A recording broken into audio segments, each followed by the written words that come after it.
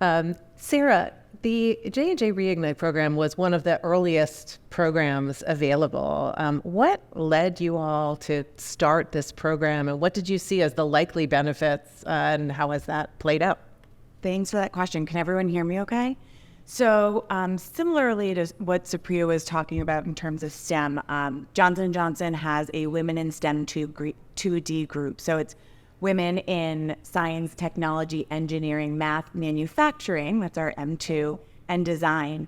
And they, having recognized, with their goal being to help support girls and women at all stages of their life and career, recognizing that one of the challenges, in addition to having a challenge of women in STEM, is also that women disproportionately leave the workforce to care for elders or children. And they're an untapped talent pool. So as Supriya was saying, recognizing the skills and the experiences that one can gain during a career break, coupled with prior work experience, they could really bring value and experiences and perspective that others maybe can't. And so that was critical for us to sort of tap into that. So Johnson & Johnson partnered with the Society of Women Engineers STEM Reentry Task Force and iRelaunch to build out our program. And again, it started from the Women in STEM group, but it is a gender inclusive program, always has been, recognizing that people can take career breaks for any number of reasons and regardless of what gender they identify with. And we've also evolved over time. So we are function agnostic. So we see folks in STEM 2D roles. We also see folks in HR, marketing, sales, and so on. And I think the benefits are a bit of what I just mentioned in terms of the skills and experiences. Supriya mentioned it. I mean, knowing a child's 5 different cries and what they mean. You know, I've had leaders say to me, I just became a father and I am so much more patient and I'm a better listener. And, you know, there's time management and communication, different skills that people don't think of. And even volunteering skills, whatever you've taken a break to do, there's life perspective and experience that one's gaining. And sometimes it's not recognized by the individual. So it's important to recognize those transferable skills. And, you know, more and more over time, we're seeing that recognized by other companies and institutions. And so some of the benefits for us, at least at Johnson & Johnson, where we are working to change the trajectory of health for humanity, it's important that we reflect internally the community, the patients, the people who we partner with and support so that we can drive innovation. If we all thought the same, had the same life experiences, what are we really going to create? So this idea that in an inclusive environment and bringing people who've had these different perspectives, experiences, and different challenges in their life, they can really add value to what we do every day. Absolutely. Speaking of those folks, Archana, you are a returner. You are an alumni of the Next Chapter program.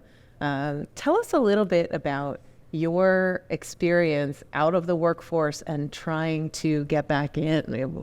Was your break for childcare? How long were you out? And what was the process like of deciding to go back to work, and then the reality of looking for work before you found the Audible program? Yeah, certainly. Like all good stories start with one line, long time ago. So yeah, long time ago, after I graduated as an electronics engineer, I started working for a leading technology firm back in India. I was loving what I was doing. I was growing professionally, also on personal side, got married, had baby, enjoyed my life basically. But at that time, started seriously considering if I should take a break. My baby was toddler that time. And as many of you might know, life of a software engineer can get hectic at times. And I started feeling that I was losing out on those precious moments with my little one. And I wanted to spend some time with my child while she was growing up. The original plan was I will be out just for a couple of years maybe, and then I will get back to work. But life always has its own plans. The break kept on getting extended. I moved continents a couple of times due to my husband's work. Always put my family first. And before I realized, I was out of workforce for more than 6-7 years by then. Oh, and I forgot to mention, I already had a decade of software engineers experience in my kitty that time, and then 6-7 years of break. But looking at that time, I was thinking that nobody will be interested in my profile because of that huge gap on my resume. So the challenges were more internal. I had like self-doubts, and I kind of gave up on myself. But that inner dream, desire to get back to work sometime and be financially independent, that never left me. And at one fine day, I just decided I don't have anything to lose, and I do not want to have that regret later in life that I did not even try for the fear of failure. So I was anyway out of workforce for 13 years by then. I thought, okay, let me just give my best shot, and started applying for any open roles that I could find on various job portals. As expected, I did not receive any response. 13 plus years of break is a long gap, yeah, to be honest. And I was not living in any delusional world. I knew that I needed to be current from the perspective of employers. I knew that I needed to reskill myself. I knew that I needed to upskill myself. Started exploring for what all options are there, what programs will enable me to do that. So decided to take the matter in my own hands first, of course, and found a coding boot camp that I thought that will suit my needs. Enrolled immediately, started learning new things, and again realized that I really love what I do. And I never stopped applying for roles. That was continuously happening, but the experience was same, like no responses of any kind, absolutely no responses. So I started feeling like as if like I was invisible. Nobody was interested in my profile at all. But as I said, like I had nothing to lose. So I wanted to give my best shot till the very end, and kept on looking for other avenues which will enable me to get back to work somehow. And one of such searches led me to Path Forward. And the moment I visited their website, I was excited, and I was like, the whole focus of this organization is to help people like me, people who have taken career breaks for mainly caregiving reasons, but there may be other reasons also. And immediately registered with you, enrolled into the first ever webinar that I could find on the calendar. And as the luck would have it, that webinar was Audible's next chapter introduction webinar. And rest is history. I'm so glad that I found Path Forward and Audible at that point of time in my life, because I was again at a point of almost giving up. And I'm so glad that I did not. Yeah. And how was that experience different once you found Audible and you found Next Chapter and you were applying to the jobs? How was that experience different? And tell us a little bit about, right, so it's your first time in not just 13 years, right? Because you had a decade of experience before that. So you probably hadn't interviewed for 25 to 20 years, maybe? What was that experience like doing that against the first time? Okay. Oh, okay. Importantly, can you hear me? All right? Okay. Audible is a big brand, and it's a tech-first company. So it is a dream job for a software engineer. Forget about returnees or not, it's a dream job for a software engineer. So the moment I saw that opportunity, I was very interested and very, very excited to apply for it. But to be honest, from my recent past experience, I also had hesitations. I was skeptical what kind of response I'm going to get. But I was in for a big surprise. From the first ever call that I had with Audible's recruiter, I could feel the support, the encouragement, the compassion. And the same experience continued through all the interactions that I had throughout my interviewing process. Each individual was very supportive. I could always sense that Audible team was not looking for reasons to not hire me. In fact, they were rooting for me. They were supporting me. Do I talk about the actual interviewing process? We'll get to that in a minute, but I love that you just brought that up, because I think one of the hallmarks of these programs is that they're focused on screening people into the organization, not screening them out of the organization. Employers like Johnson & Johnson and Audible are looking for reasons to hire returners, not for reasons not to. And that's really kind of at the core and at the heart of these programs. I want to talk a little bit about the employer side of the support in these programs, because it is quite significant. And Sarah, I'd love to start with you. When someone joins Johnson & Johnson via Reignite, what is their experience like? What kind of programming and support do you offer for them? Sure. It's a great question, and there's a lot of stakeholders involved. So it's what we do for the returner directly, and then also the community that helps support them as well. So we onboard the hiring manager. We ask them to identify a mentor for them, making sure they understand the perspective of the returner, what they might be coming with, maybe some nerves or apprehensions that they may have. We also ask for them to assign a on-the-job peer buddy, so someone to go with those day-to-day questions. The Reignite community specifically is incredibly important to sort of the recipe for success. Every new returner is assigned an alumni buddy, so someone who has been through the experience of returning from the workforce or returning from a career break, having to go through that transition, overcomes maybe some fears or hesitations, some self-doubt perhaps.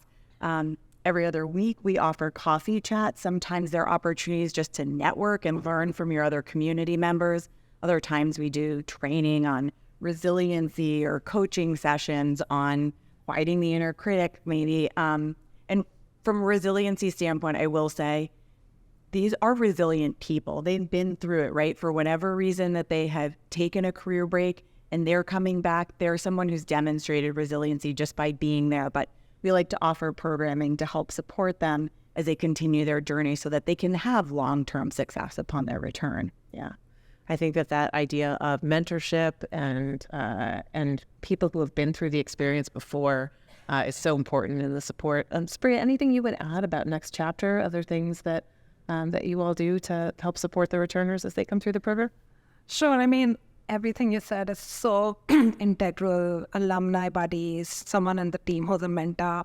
I think for us, right from the get-go, like Archana said, training the recruiters and the hiring managers and the interviewers was very key. And Path Forward has been so instrumental with the screen and screen out mindset. It sounds simple, but someone who's been interviewing regularly and, who looks typically, bar raisers, they look for a certain bar, and we wanted to maintain that bar in the program, but we wanted to approach it differently. We wanted to have them be able to give nudges to participants, give them more time in the interview process. So that was a whole journey of changing that mindset. And that has been really beautiful because, I kid you not, we've had cases where we've not hired returnees, but our recruiters have been in touch with them, coaching them. Hey, here are the books you read, here are the blogs you read, etc. 6 months later, we hire them, or 1 year later, we hire them. So it's like a long-term investment that we look at here, and that has been really, really crucial as part of the success. I think the other things we did were we very consciously hired them as a cohort, because there's so much imposter syndrome that comes returning to work after a long career break. And while we required 1 year out of the workforce, on an average, our returners had a decade out of the workforce. So having a cohort makes you feel like you're not this one black sheep navigating this whole thing alone. It kind of builds a community. You lean on each other. You hear from each other's experiences. Our first cohort called themselves Audible 11, and they still do. They have this whole chat group. I am also not a part of it, by the way. But, they're a really, really strong bonded team. And any boot camps we did, it was with the group together. Sessions on imposter syndrome, sessions on building your own brand, self-advocacy, getting feedback from them, like what all are you guys struggling with? How do we help you? And incorporating that feedback, I think that has been tremendous. I think what has been most tremendous, at least where I have gotten the best feedback, especially from the looks on their faces, is picking out our own leaders from the executive team and, our senior leadership team who took a career break in their days and then came back and now are at the top of the corporate ladder sharing their success story. And that really hits home that I could do it, you can do it too, and we are here to support you. I think that really, really helped address some of the imposter syndrome. So these are just some of the things we do to support the returnees. I love that you brought up the Audible 11. That was one of my favorite stories that they gave themselves a team name, if you will. And look at you, you're pulling your jersey back on, aren't you? Archana, talk a little bit about that. First of all, talk personally about what were some of the things you were most worried about when you were starting your job, right? You got through the interview process. It was great. You felt really welcomed. They gave you a start date and you showed up at the virtual office, right? Because it's 2020. Yep. You showed up at the virtual office. Yep. What were you worried about? And how did the programming that you had and this cohort of other people help you with those worries? Yeah. So as Supriya mentioned, we got a grand welcome, not just warm welcome. I mean, it was like red carpet welcome. We got to interact with various people from leadership and everything was good. But then we got that sense that the expectations are also so high and they have put in so much of faith in us. So that was that was a positive, but it was internally a little bit negative also, because then with big powers there are big responsibilities. Yes. Yeah, right? Spider-Man, well done. Yeah, Spider-Man, yes. So we everybody, okay, whole cohort was feeling that pressure that they have put in the faith, now we have to deliver. Nobody was telling us that. It was our own internal struggles is what I'm talking about. So that was one thing that we were worried about. But then having a cohort really helped because we all were each other's cheerleaders. We were very supportive of each other. The Slack group that Supriya mentioned always flooded with messages. Anybody has any technical difficulties or soft skill difficulties, anything, no question was stupid question. It was very safe place for all 11 of us, and we supported each other. If somebody is feeling a little bit more doubtful, everybody will come together and cheer them on. So that was really helpful. So being part of a cohort really helped us in being successful in whatever we were doing that time, and it will stay with us for a long time, pretty sure. Yeah.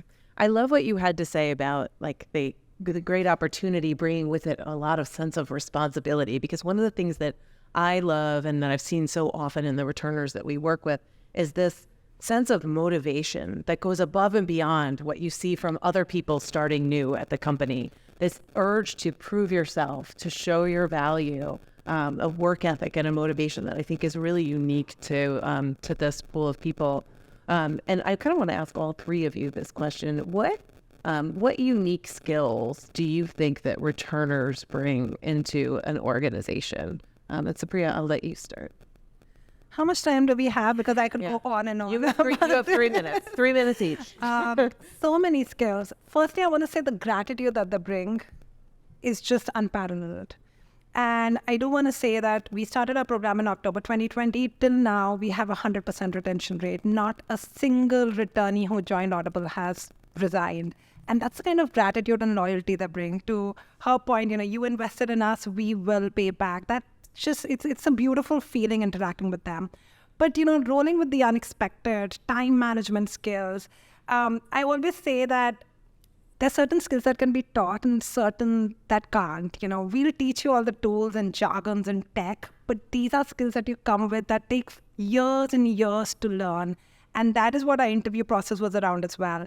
We didn't care if you couldn't code in C or Java or what have you. We cared about your problem-solving skills. We said, you pick your language. We'll teach you what we code in once you join. We just want to see your problem-solving skills. We want to see how do you espouse our values in real life. Customer obsession is one of our values. I remember we had this mother who had actually helped her child child's robotic project, and she got the national award for her child. And to us, that was customer obsession. You are hired. Or, there was this candidate who tried to build an app and host it on App Store. We don't care how it did, but you did that all by yourself. You studied your audience. You got it published. To us, that's customer obsession. Come on, join our team. I think they bring with them a lot of skills. Simple things like saying no. It's so hard to say no to a child and to a partner that, no, this is not happening. We're not letting that happen. They can say no to stakeholders at work. And that is such a hard skill to master. I haven't been able to master it in a decade of work experience. I have nailed it in the last 6 months, saying no. So I think they bring in a lot of valuable skills. I just wish more people would give them a chance to be able to experience what they bring to the workplace, because it's unparalleled. It truly changes the culture of the organization with the skill set that they bring and the perspectives that they bring. Maybe when we're done here, you can remind me how to effectively say no to your child. It changes as they get older, and you have to adapt that skill. So get ready for that. Sarah, I wholeheartedly agree with everything that Supriya shared. I think what's really special, I mentioned before, the resiliency. People who've taken a career break have been through it. For whatever reason they left the workforce, they have navigated change. They have navigated new adventures, new people, new life circumstances. And to be able to sort of pick yourself up and want to come back, they bring passion, that resilience. We find, you said it so well. I mean, just the energy and excitement folks have to come in. It's hard to lay down and specify the specific skill because, again, we hire cross-functionally. And so those hard skills are very specific to the jobs. But these are people who, they have work experience. They're mature in life. They are mature in their previous career. And they're just bringing that extra expertise, that passion. They're motivated to come back and to do good and to do well. And so we love to see that energy. That's always a great add to our team and our community. And again, at least for us, every employee can also be a customer of ours. And so again, reflecting folks who have had their life journey and being able to bring those teachings and learning to us just make us that much better in terms of what we can deliver and the impact that we can have broadly. Yeah. And Archana, either about skills and things you discovered about yourself that were applicable to the workplace, or skills that you saw among the folks in your cohort that you think they brought that were unique to returners? Yeah, I would actually speak on behalf of whole of my cohort because what I noticed is all of us were very driven, motivated, and focused people. We knew what we wanted. We had already put in the work to apply for the returnship itself and into the returnship. We were not shy of working hard to reach our goals. We knew what we wanted. So we were basically there and we wanted people to see us. So that is one of the important qualities that I feel that set us, not them, all of us apart. We were very focused. And apart from that, caregiving life also teaches you very others non-technical skills like Sarah and Supriya mentioned, the time management, multitasking, dealing with ambiguous situations. Kids don't come with manuals, right? So customer obsession. Yeah, so I'm reiterating those same qualities, but yes, I agree with each and every point that Sarah and Supriya made. And then I would like to add that we were very driven, focused, and also I would like to add courage. It takes lots of courage to even apply for an interview for a returnship or any program and then go there in that big wide world thinking that will you be able to make it or not. So the courage was also a very important quality, I would say. Absolutely. So I think we've talked about how these programs are structured. You've seen firsthand some of the amazing people that come through these programs, and we've talked about all the skills that they bring. So if you're an employer in the room thinking about running one of these programs, or someone thinking about returning to work using one of these programs, you're probably wondering, well, what happens at the end? What are some of the outcomes of these programs? And so I would love for our two employer reps to share with us some thoughts on that. Supriya, you want to start? What have been some of the outcomes? I know you shared one before, but how's it going? Sure. I mean, apart from the retention and increase in women in STEM, I actually want to talk about the cultural outcomes. So I remember when I started this program, it takes a lot of work to build a good program, and I would go knocking on doors of managers, trying to get them to raise their hand for the program, because one of my requirements was every returnee needs to have a set project with clear milestones, tangible success metrics, and that's a lot of work. Assigning a mentor is a lot of work. And our first cohort had 11 people, and I begged and pleaded and, championed this program. And, I had amazing leaders who supported me. When you come down to the manager level, they really want to understand what it will take, etc. Fast forward 4 months, the next cohort, I was overwhelmed. I got so many applications. I put in a shortlist criteria. You need to do X, Y, Z before I select you for the returnship program. And that cultural change was extremely beautiful. And, it's sustained. We still have so many managers raising their hand for the returnship program. Everybody wants to hire a returner.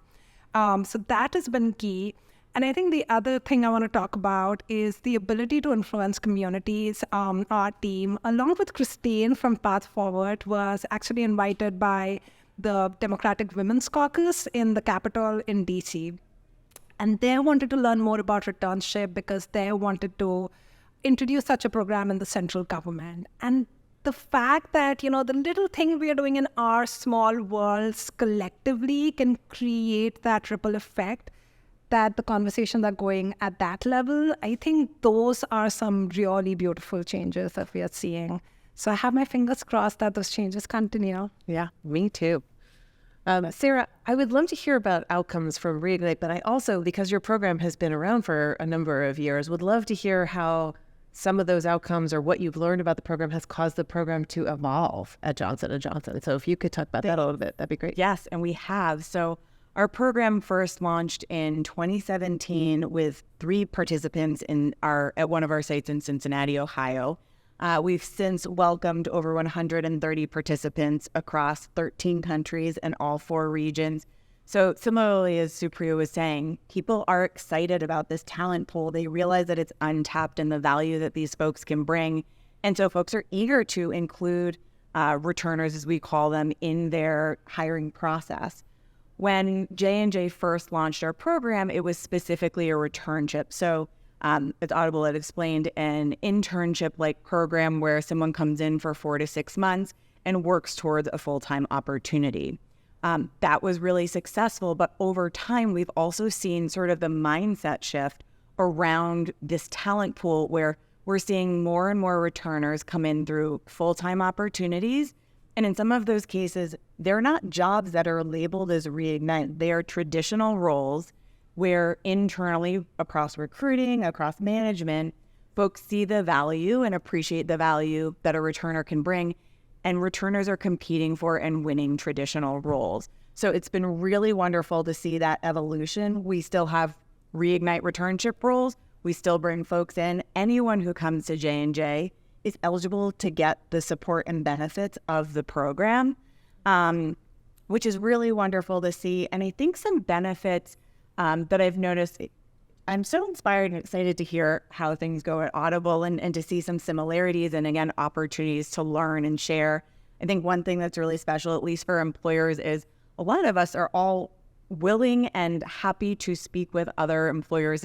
It's bigger than just our companies. It's about this talent pool. Yeah. It's about the world and making the world a better place, and that anyone who's a returner can add value. So we love to work across employers to have conversations.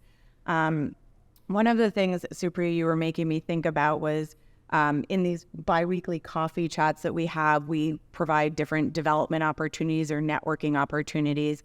And there was one particular instance where I invited some of our alumni who lead different employee resource groups for their sites to come chat about the employee resource groups. And we had someone who had just joined J&J in a full-time traditional role.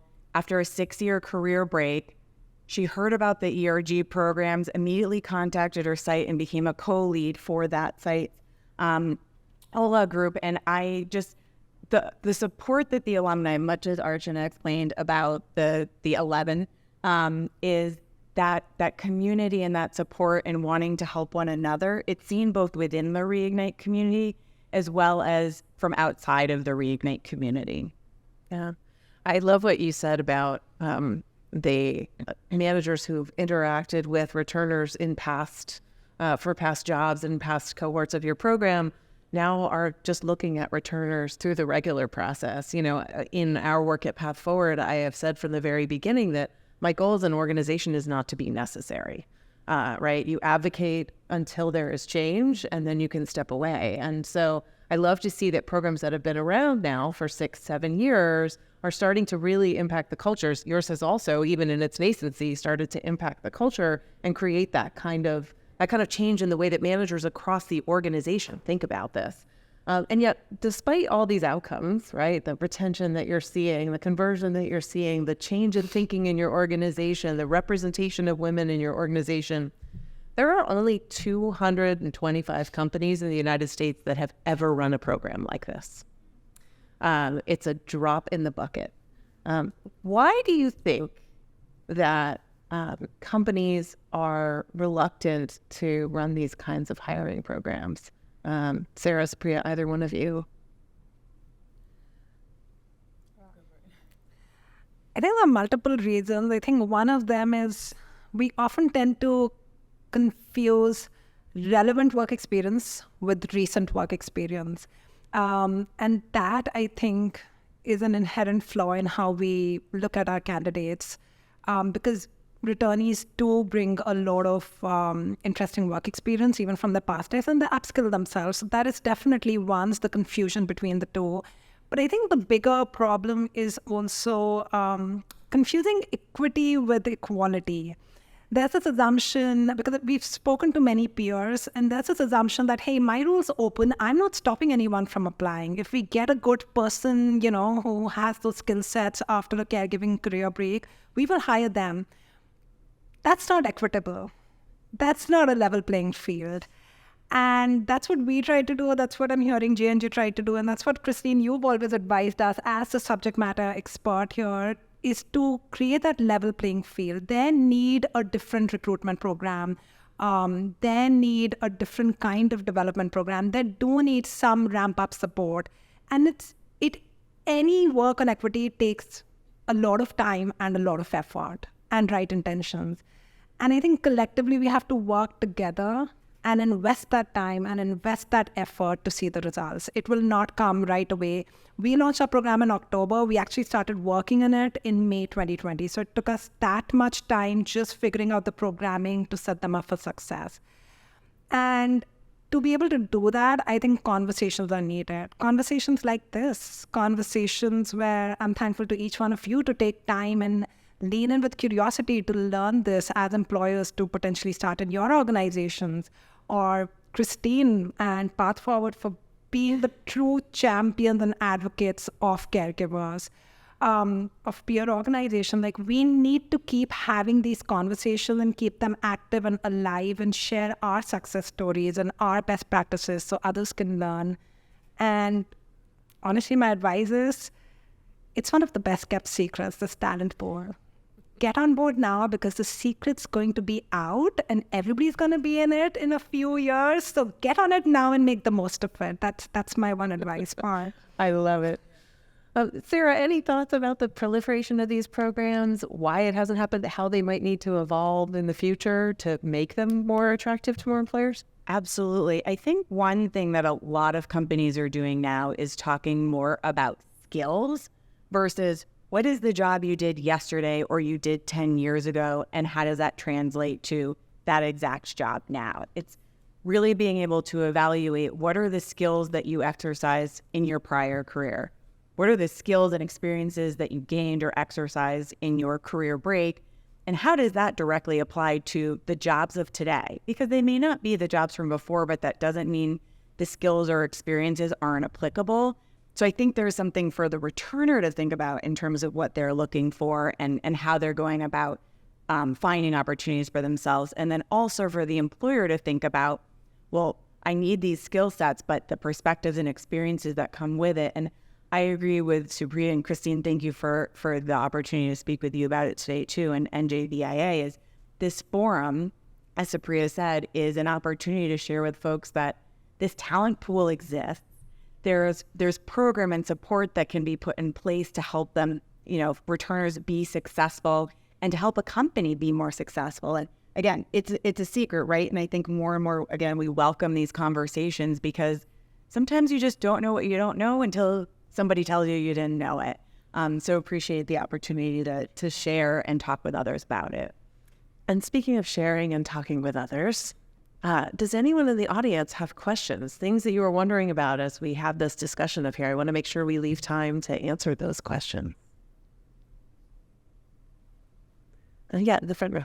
Just bring when you created the programs and then the compassionate place, do they work differently than you thought they might not? Though there's some, we're going to need extra support to that. So you didn't think that it might be challenging in most ways with that one measure on my mind. What did you do? I'm just going to repeat the question for the people in the back, which was when you actually did the work and put these programs in place, what didn't go exactly as you thought? What surprised you about, I'm paraphrasing here, but what changed what was different about the program when it became a reality? Thanks so much.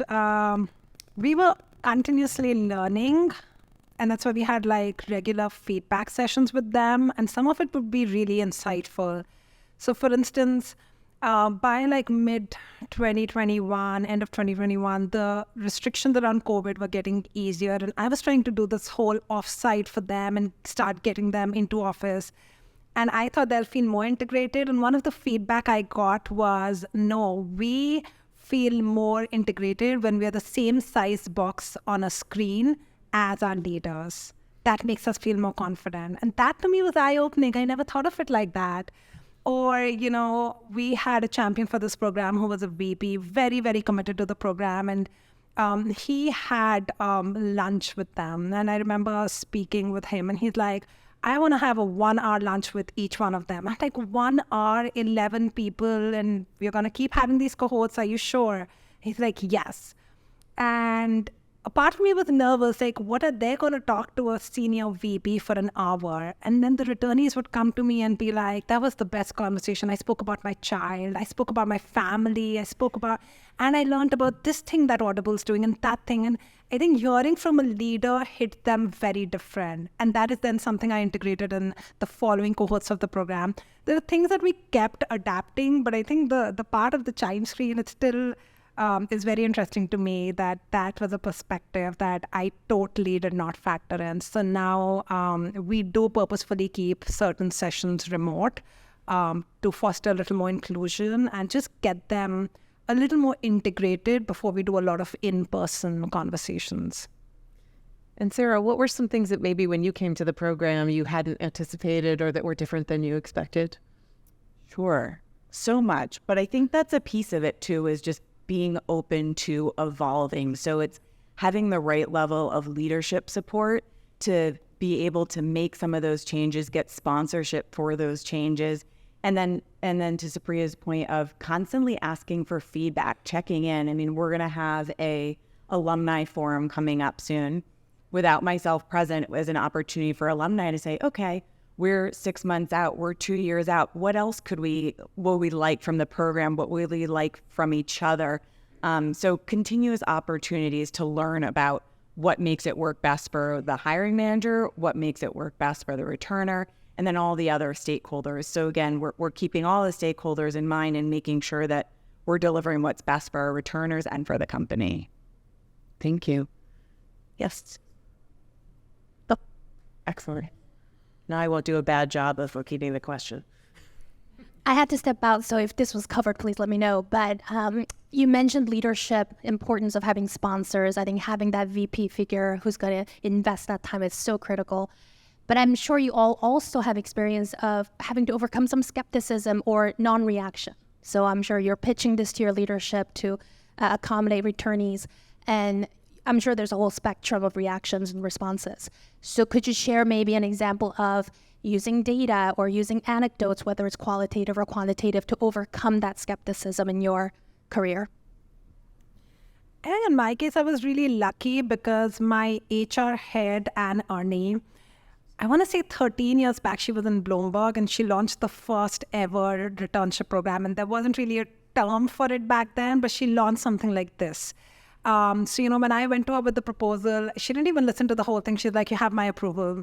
Give me like a budget sheet, give me a project plan, and I'll sign it off. And then I went to my tech leader. I had his approval. Like, it was the smoothest. I'm like, oh, this is going to be a piece of cake. Till I started speaking with the managers on the ground, because they dissect things very differently. They're like, so I need to hire someone and then I need to train them to be good at the job when I could hire someone who's already good at the job. Like, that conversation was really hard to navigate.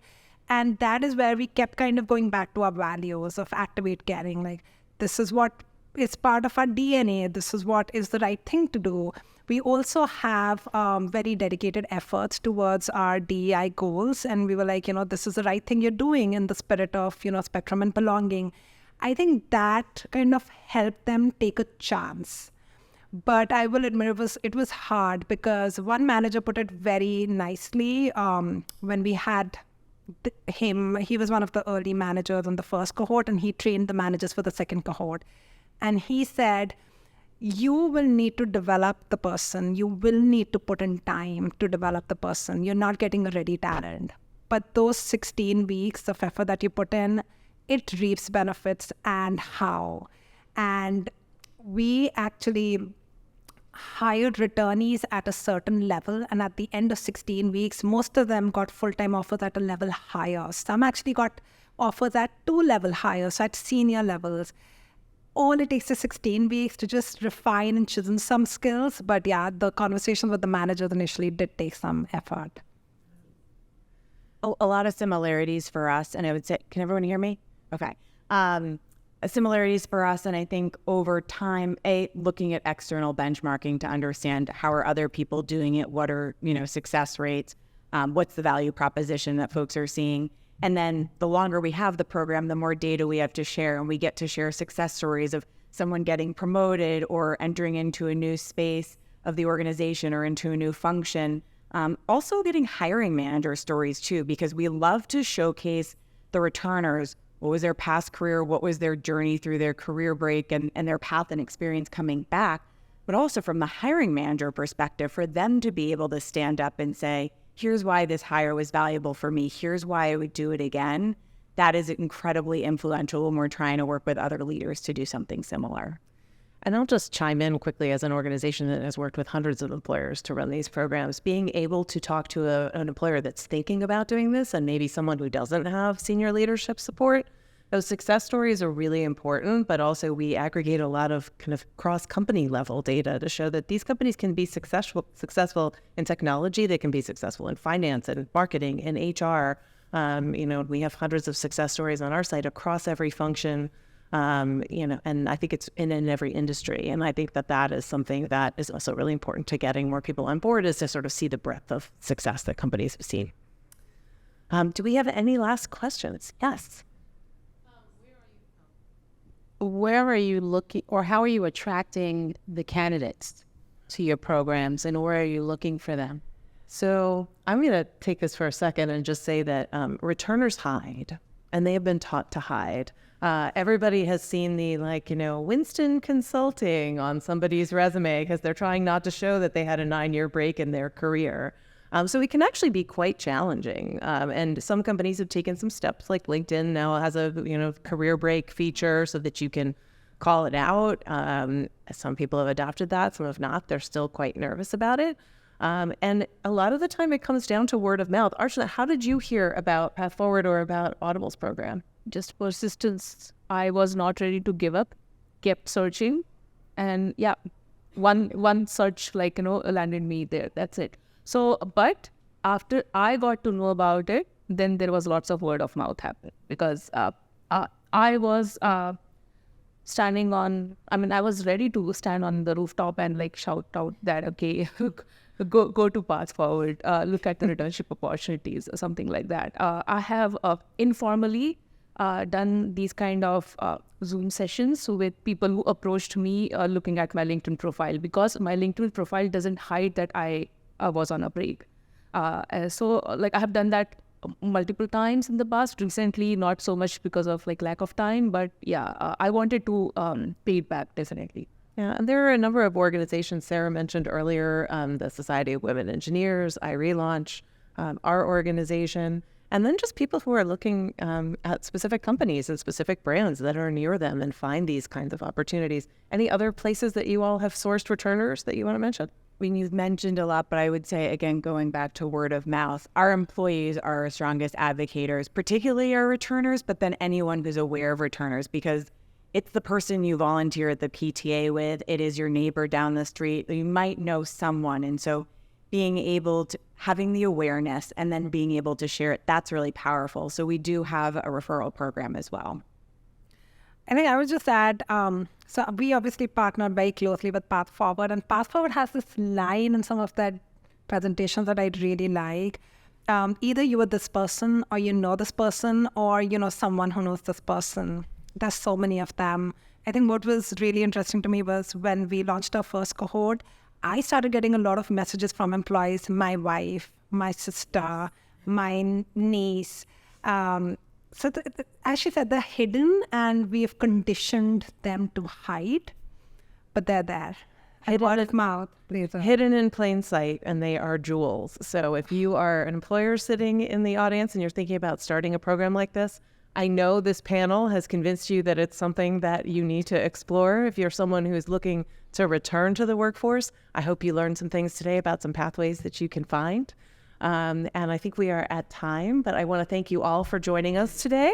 And I appreciate you being here. Thank you. And thank you. And thank you.